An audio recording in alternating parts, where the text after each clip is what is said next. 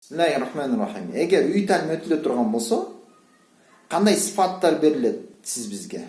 Алла Таала айтат.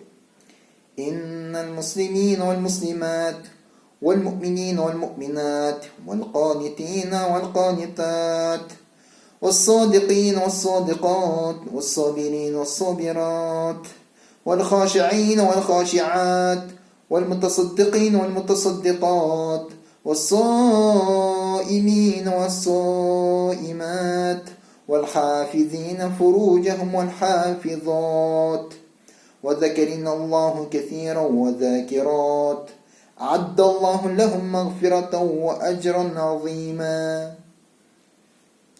Акыйкатта мусулман эркектер, мусулман аялдар, момун эркектер, момун аялдар,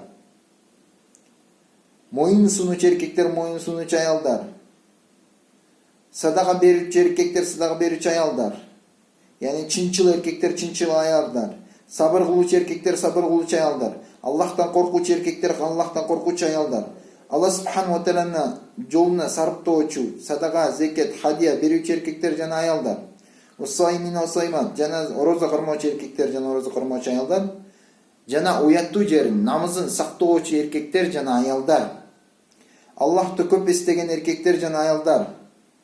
Алар үчүн Алла субхану таала не даярдап койду дейт? Магфирату ва ажран азима. Улук сооп, ал жаннатты даярдап койду дейт. Ушундай сыфаттагы эркек аялдар чыгат үй тәлим өтүлө турган болсо. Ушу сыфаттар бизге келиш үчүн кичине мээнет зарыл да, иншалла. Алла субхану ва таала бардыгыбызга ушу сыфаттарды өзүбүзгө алып келишке Алла Таала мүмкүнчүлүк берген болсун, иншаллаху таала.